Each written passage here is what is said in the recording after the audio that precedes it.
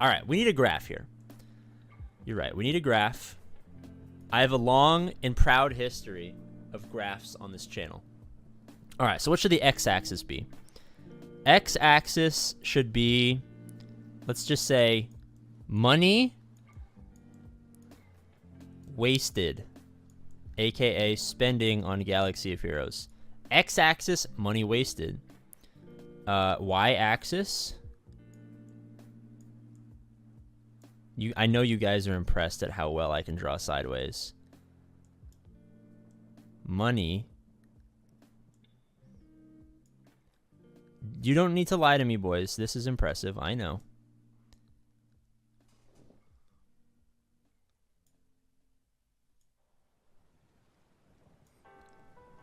Fucking like and subscribe. I just drew sideways with a mouse better than you guys can write with your actual hands. Suck my dick. All right. Money wasted over money spent. Where's the cutoff? This is not a good graph, but we're just going to fucking roll with it. We're just going to make this up as we go. So what is this? This line will indicate... No, let's do a little this. Okay.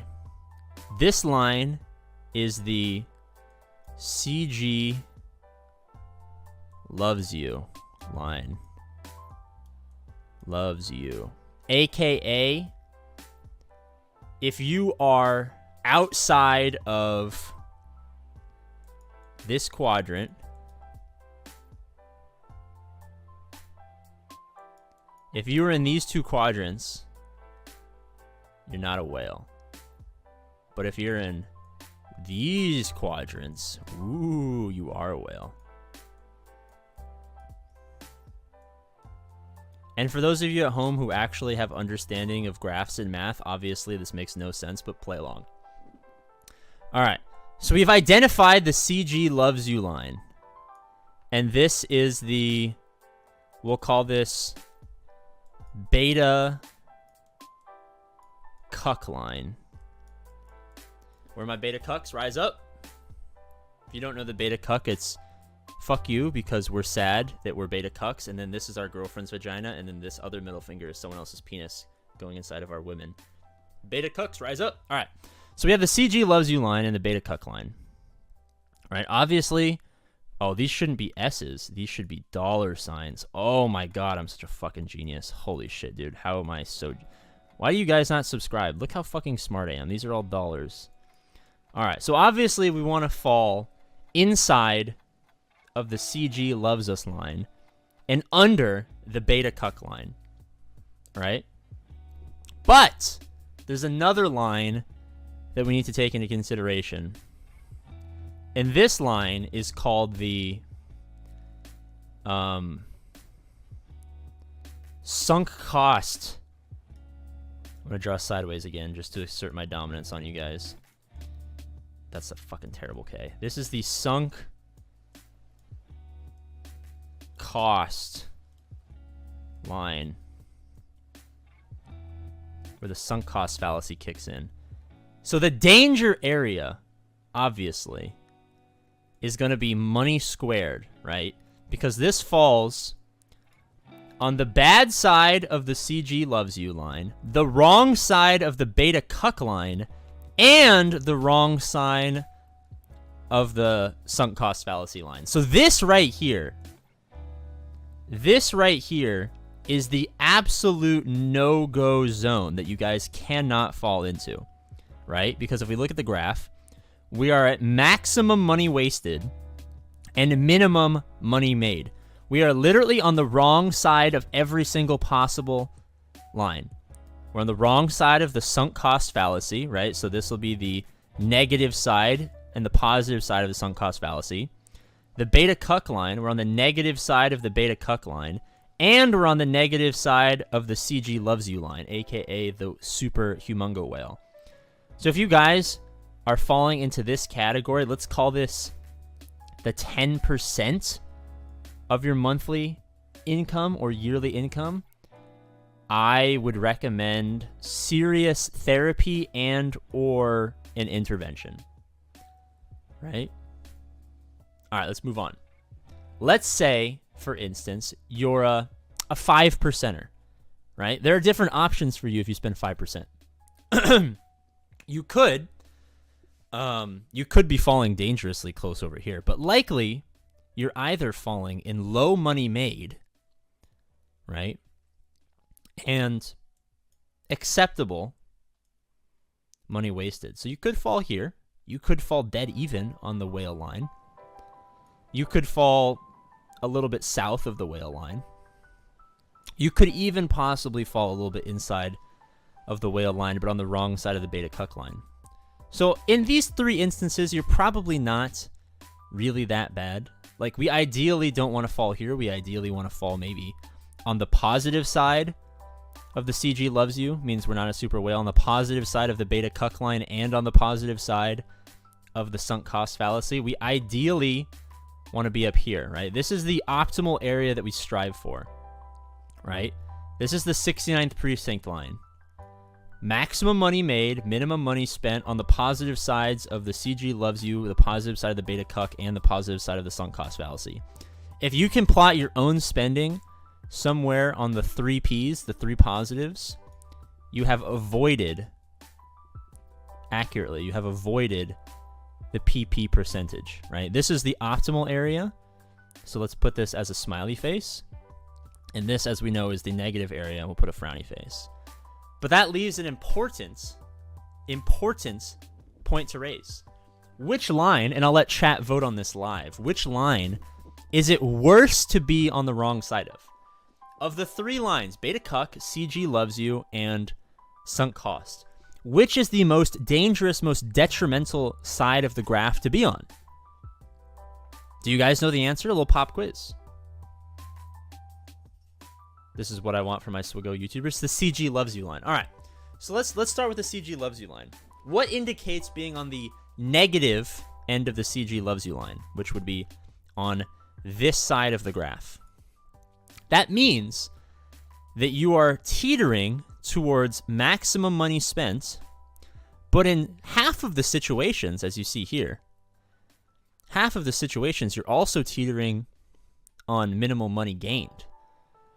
So if you can stay negative, a foul even, of the CG loves you line, somewhere down here in this quadrant, not necessarily the worst thing, but if you teeter over here, positive of the beta cuck line, which inversely, as you guys know, if you've done your homework, inversely correlates to the CG loves you line, right?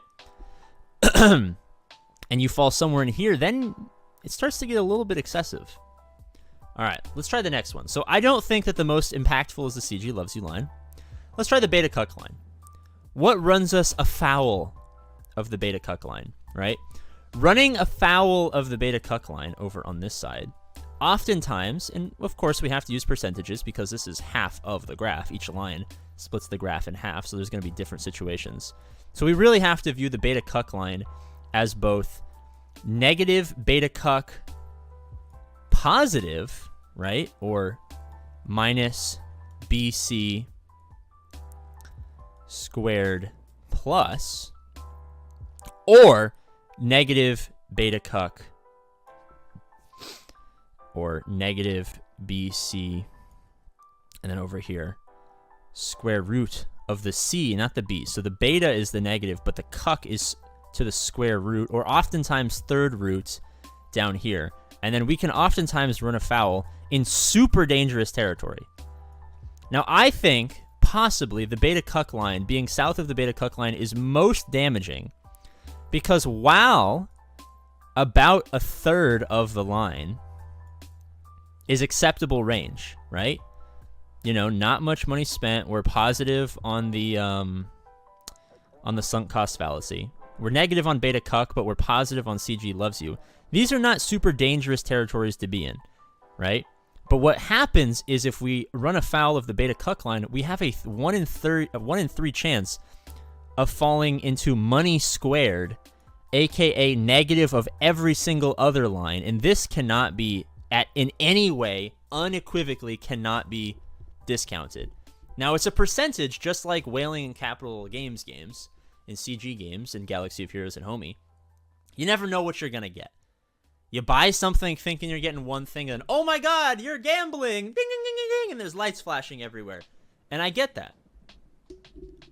But is the possibility of going into money squared, negative, negative, negative, negative, of all three impactful indicators, is the 1 in 3 chance of falling here worth the chance to maybe run in higher money made, lower money spent? I don't know. I don't know. That's something that you're going to have to decide. So that leaves us with sunk cost fallacy. Now, sunk cost fallacy is directly indicating basically only one part of the equation, money wasted, right? The sunk cost fallacy line draws about dead even with just the x-axis. It doesn't, unlike the other angles, it doesn't really take into consideration both avenues of money made versus money wasted. That means we can have a singular focus on this one issue, which makes it a little bit easier for newer players and poorer people to understand, right?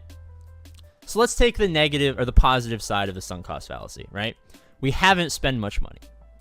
Now, this is a good line because we can be low spenders or low earners, right?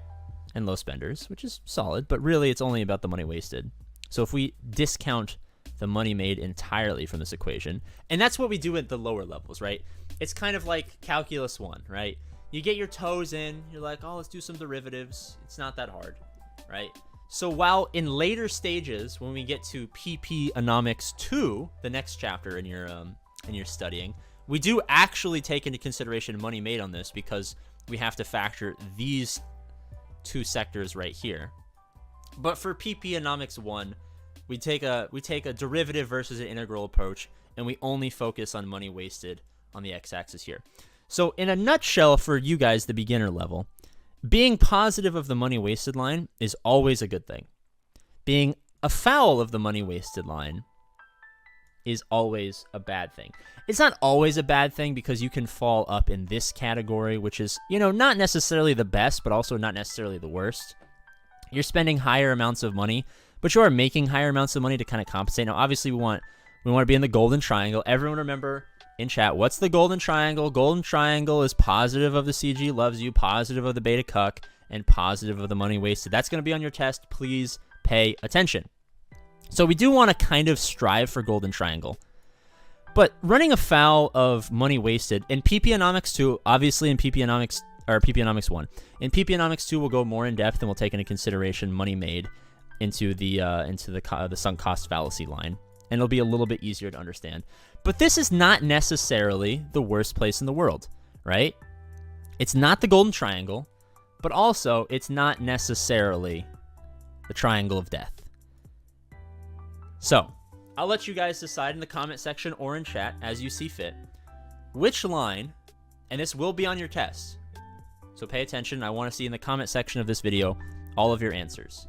Which line is the most important? We're talking strictly PP-onomics 1. If you've already taken PP-onomics 2 and you have extra variables to throw in to make your answer a little bit more nuanced, we get it. You're fucking nerds. Go jump off of something high, but also that has something bouncy underneath, because I don't want you to actually jump off something high and hurt yourself. Maybe a trampoline park. Maybe jump off the ceiling of a trampoline park or something like that. But strictly for the purpose of PP-onomics 1, which line is the most important to be on the positive side of? Some people are saying the money line, aka the sunk cost fallacy. Some people are saying beta cuck. I feel like the beta cuck is the correct answer, but I won't spoil anything. Money wasted. Dead center. Dead center. Is dead center optimum? All right, you know what? We have a lesson for tomorrow. Is being dead center, aka beta cuck CG loves you money wasted, neutral? Is being dead center on the graph a positive place to be? Now, inherently, it's neutral by definition if we look at all of our formulas, but we'll talk about that next time. Thank you guys so much for watching. I've been Professor PP Gains. Thank you for joining me on an episode of PP-onomics 1. If you enjoyed this, please like, subscribe. Let me know your answer in the comment section, and I'll see you guys in PP-onomics 2. Have a good one.